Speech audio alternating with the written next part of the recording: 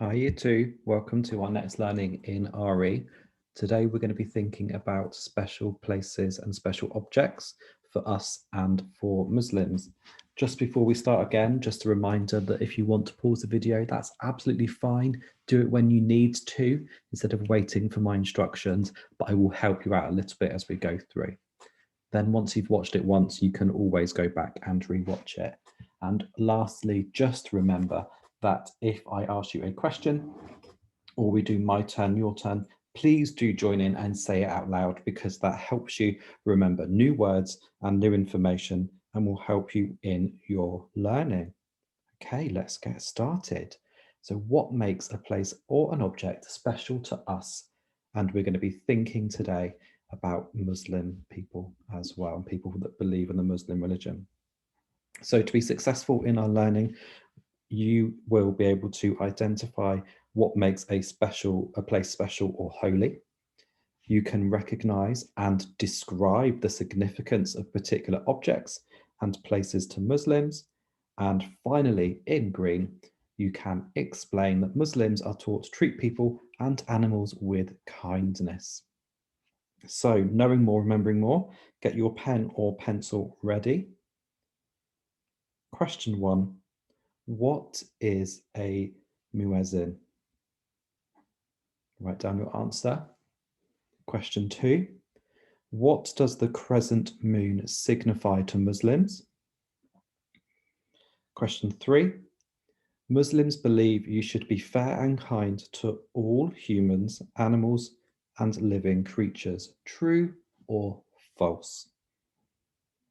You might want to pause the video here while you write down your answers.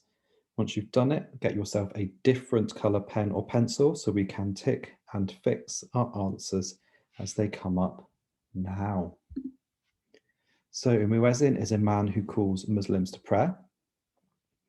The crescent moon, Muslims believe that faith can light the path in the dark. So if you think about the moon, we usually see it at night time, although not always, and that's when the sky is dark and the sun has gone down. So that means that even when it is dark, there is a source of light that gives us light, okay? And the last one, Muslims believe you should be fair and kind to humans, animals, and all living creatures. Of course, that is true. Well done if you got all 3 correct. Here is our knowledge organizer, and we're thinking about this question here today. What makes something special? And we've done the other 3 already. And next, we're going to be thinking about what is a mosque and what happens there. Okay, so let's look at our vocabulary first. Keywords that you know: my turn, your turn, mosque, muezzin, slave. Well done for joining in. And keywords we're going to meet today: special, 5 pillars, Ramadan. Perfect. And I think we've already thought a little bit about the 5 pillars. I wonder if anyone can remember where we heard about that before. So, time for you to be thinking out loud. So keep it in your head while I'm talking. And then when I ask you to, you can share your ideas. What do you consider a special place? So think, where is somewhere that makes you feel safe and happy? Is it your home? Is it a church? Is it a mosque? Do you like friendly places, exciting places, or calm places? So have a think. And I'm going to count down from 5 in my head. And when I get to 0, I'm going to ask you to share. Go, tell me, what do you consider to be a special place? Wonderful. So lots of great ideas there. Well done, Year 2. For me, it depends how I'm feeling, but I certainly do like calm places and friendly places. And I think usually my home, and definitely where my mum lives, that's somewhere that I think is a special place that makes me feel safe and happy. Okay, so time for you to do some independent learning. So once I've explained what you need to do, this could be a really good time to pause the video whilst you do it. And then once you've done it, we can press play again. So draw a picture of your special place and upload it to Purple Mash. And I'm sure you all know how to do that by now. And think about these things that will help you. What can you see in your special place? What can you touch? And what can you smell? So really thinking about our senses there. Try and use full sentences to help us think about our adjectives and adverbs. Think about all those amazing features you know from your writing. So pause the video now if you need that time to draw your picture, and you might want to label it. Once you've done it, upload it to Purple Mash.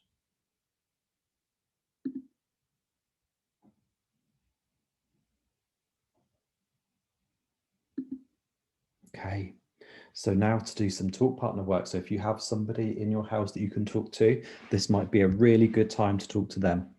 What or who do you consider a special object, a special thing, or a person? Is it somebody that's in your family? Is it one of your pets? Or is it a game you might play, perhaps? But just remember that not everything we consider special can be bought. So, for example, I love a hug from my mum. That always makes me feel special. And I can't buy those really, can I? So that would be in my family. What do you think? Talk to somebody in your house if you can, or somebody in school, about what you consider to be special.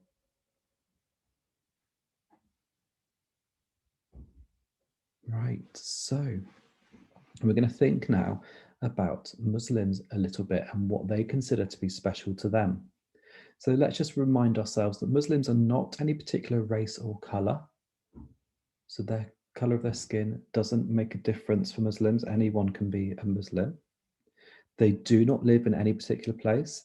And actually in London and England, we have a big Muslim community where people identify as being part of the Muslim faith. And their special place of prayer is a mosque. And they believe in the 5 pillars of Islam. Oh, that was one of our key words, wasn't it? And I wonder, are any of you Muslim? Do you know anyone who is? I wonder if we know. Okay, so what do Muslims find special? We're going to watch a quick video now about Muslims. And while we're watching it, see if you can make notes about what you think they find special.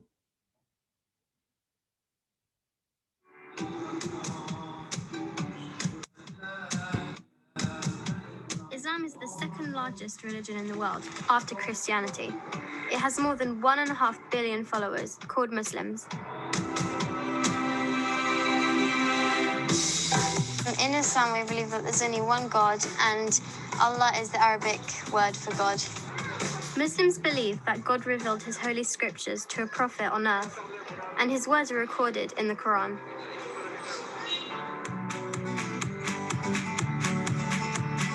To understand what it's like to be a Muslim, you need to understand the 5 pillars of Islam. These are 5 ways our religion makes a difference to how we live our lives. They're like duties of a Muslim because every Muslim needs to do all of these things in their lifetime. The first pillar is Shahada, the basic statement of the Islamic faith. In Arabic is Ashhadu an la ilaha illallah, ashhadu anna Muhammadan Rasulullah.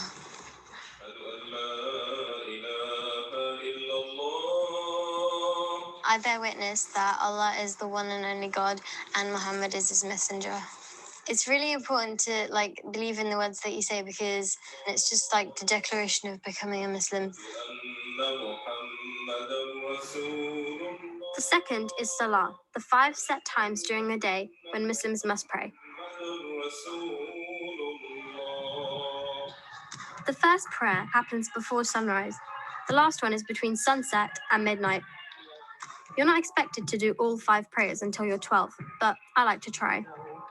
I've decided to start doing them already because it's good for practice for when I'm an adult, so it's not a complete shock. I've prayed the early one quite a few times, but I haven't started doing it every day yet, but I'm going to soon. The third pillar of Islam is zakah, which means giving money, usually to charity. Muslims must give away 2.5% of their savings every year. Millions of pounds are given by UK Muslims to help needy people all over the world. It's a really important thing in our religion because some people don't have as much money as us and some people don't have food and water, and it's important to give them money to do that. The fourth pillar of Islam is called Sawm.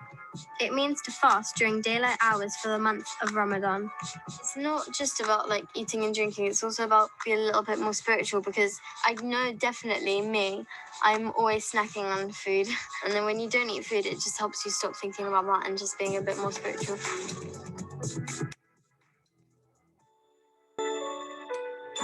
The fifth and final pillar of Islam is Hajj. This is when Muslims from all over the world gather in the holiest city of Islam, Mecca in Saudi Arabia. It's where the Prophet Muhammad came from. It's basically a pilgrimage that every Muslim needs to make at least once in their lifetime. The 5 pillars of Islam are the basis of Muslim life and how we put our faith into action.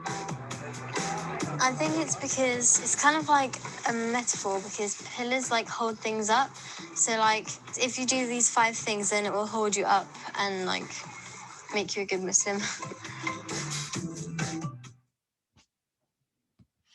So what did you find out from that video? What do Muslims find special? Let's have a look at some of the things. The Quran, which is their holy book, a bit like the Bible for Christians, is written in Arabic, so that's the language, and Muslims always try to read and recite it in this language. So to recite it is be able to say bits back of it without looking. Friday is the Muslim holy day, the time of the week when Muslims go to the mosque and pray. Ramadan is the 9th month of the Islamic calendar. So if Ramadan was the 9th month for us, what month would that be? So we started in January and counted on. What's the 9th month for us? I wonder if that's the same for Muslims. And during Ramadan, Muslims fast, which means they don't have any food or drink, from just before dawn, so before the sun comes up, to when the sun sets. So when it's light outside, they won't be eating anything or drinking anything. And the Quran states the 5 main duties for followers of Islam, which are known as the 5 pillars. And one of the 5 pillars is Salah, the 5 daily prayers Muslims must perform. Muslims always wash their face, hands, and feet before they pray, and always face the direction of the holy city of Mecca, which is east.